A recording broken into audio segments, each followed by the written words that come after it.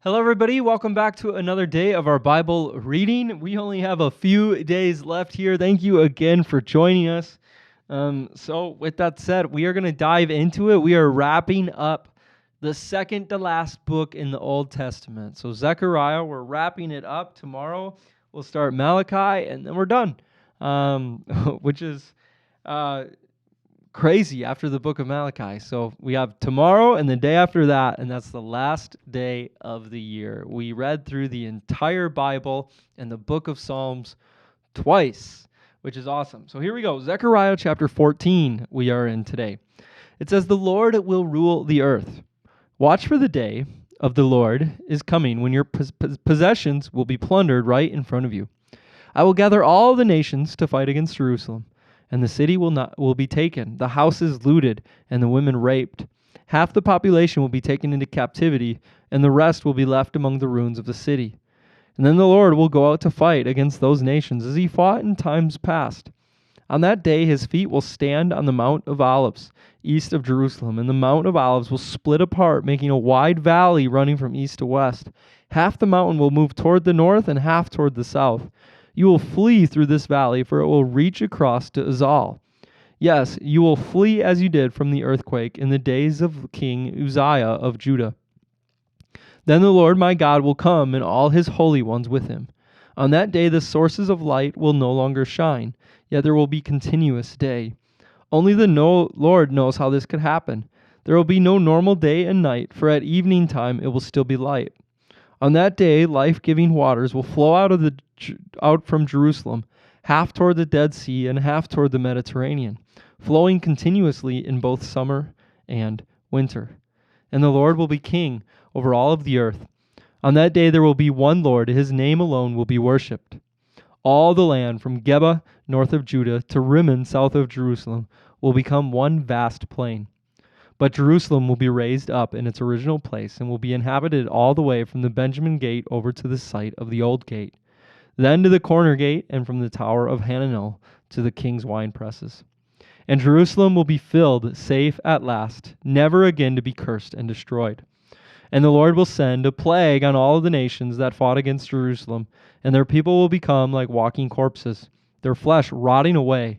Their eyes will rot in their sockets, and their tongues will rot in their mouths. On that day they will be terrified, stricken by the Lord with great panic. They will fight their neighbors hand to hand. Judah too will be fighting at Jerusalem. The wealth of all the neighboring nations will be captured, great quantities of gold and silver and fine clothing. This same plague will strike the horses, mules, camels, donkeys, and all the other animals in the enemy camps. In the end, the enemies of Jerusalem, who survived the plague, will go up to Jerusalem each year to worship the King, the Lord of heaven's armies, and to celebrate the festival of shelters. Any nation in the world that refuses to come to Jerusalem to worship the King, the Lord of heaven's armies, will have no rain. If the people of Egypt refuse to attend the festival, the Lord will punish them with the same plague that he sends on the other nations who refuse to go. Egypt and the other nations will all be punished if they don't go to celebrate the festival of shelters. On that day, even the harness bells of the horses will be inscribed with these words, "Holy to the Lord." And the cooking pots in the temple of the Lord will be as sacred as the basins used beside the altar. In fact, every cooking pot in Jerusalem and Judah will be holy to the Lord of heaven's armies. All who come to worship will be free to use any of these pots to boil their sacrifices. And on that day there will no longer be traitors in the temple of the Lord of heaven's armies. All right, that's the book of Zechariah. So here we go. We are turning then to Revelation chapter 20 today. One book left in the Old Testament, and we are getting pretty close to wrapping up the last book of the New Testament here. So Revelation chapter 20. It says, 1,000 years. Then I saw an angel coming down from heaven with the key to the bottomless pit and a heavy chain in his hand. He seized the dragon, that old serpent, who was the devil, Satan, and bound him in chains for 1,000 years. The angel threw him into the bottomless pit, which he then shut and locked, so Satan could not deceive the nations any more until the 1,000 years were finished. Afterward he must be released for a little while. Then I saw thrones, and the people sitting on them had been given the authority to judge, and I saw the souls of those who had been beheaded for their testimony about Jesus and for proclaiming the word of God. They had not worshipped the beast or his statue, nor accepted his mark on their foreheads or on their hands. They all came to life again, and they reigned with Christ for 1,000 years. This is the first resurrection. The rest of the dead did not come back to life until the 1,000 years had ended. Blessed and holy are those who share in the first resurrection. For them, the second death holds no power, for they will be priests of God and of Christ and will reign with him 1,000 years. The defeat of Satan, verse 7. When the 1,000 years come to an end, Satan will be let out of his prison. He will go out to deceive the nations, called Gog and Magog, in every corner of the earth. He will gather them together for a battle, a mighty army as numberless as sand along the seashore. And I saw them as they went up on the broad plain of the earth and surrounded God's people and the beloved city. But fire from heaven came down on the attacking armies and consumed them. Then the devil who had deceived them was thrown into a fiery lake of burning sulfur, joining the beast and the false prophet. There they will be tormented day and night forever and ever. The final judgment, verse 11. And I saw a great white throne and the one sitting on it. The earth and the sky fled from his presence, but they found no place to hide. I saw the dead, both great and small, standing before God's throne, and the books were opened, including the book of life. And the dead were judged according to what they had done, as recorded in the books. And the sea gave up its dead, and death and the grave gave up their dead. And all were judged according to their deeds. Then death and the grave were thrown into the lake of fire. This lake of fire is the second death. And anyone whose name was not found recorded in the book of life was thrown into the lake of fire. All right, and then we read Psalm 148. Psalm 148. It says, Praise the Lord. Praise the Lord from the heavens. Praise him from the skies. Praise him, all his angels. Praise him, all the armies of heaven. Praise him, sun and moon. Praise him, all you twinkling stars. Praise him, skies above.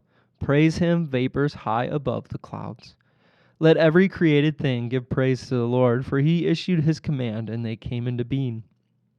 He set them in place forever and ever. His decree will never be revoked. Praise the Lord from the earth, you creatures of the ocean depths, fire and hail and snow and clouds, wind and weather that obey him, mountains and all the hills, fruit trees and all cedars, wild animals and all livestock, small scurrying animals and birds, kings of the earth and all people, rulers and judges of the earth, young men, young women, old men and children. Let them all praise the name of the Lord, for his name is very great. His glory towers over the earth and heaven. He has made his people strong, honoring his faithful ones, the people of Israel who are close to him. Praise the Lord. All right, and then we read Proverbs 31, verses 8 and 9 today.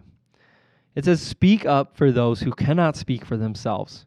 Ensure justice for the poor and helpless, and see that they get justice. Sorry, I'm going to read that one more time. I skipped a line. Speak up for those who cannot speak for themselves. Ensure justice for those being crushed. Yes, speak up for the poor and the helpless, and see that they get justice. All right, and then for December 29th, our quote of the day from Oswald Chambers says this: Deserter or disciple? You can never be the same after the unveiling of a truth. That moment marks you as the one who either continues on with even more devotion as a disciple of Jesus Christ, or as one who turns to go back as a deserter. John 6:66 says, From that time many of his disciples went back and walked with him no more. You know, when we hit a crossroads, we have a choice. Do we follow Jesus, or we turn back to ourselves? My prayer for all of you here as we wrap up, our Bible reading here in just a couple days. My prayer for each and every person who has joined us for this journey or is watching this video is that they will choose the love of Jesus time and time again, and they will press into the goodness of our Lord and Savior. All right, everybody, that's it for day 363 3. We will be back again tomorrow. We have 2 days left. All right, we'll see you all tomorrow. Bye, guys.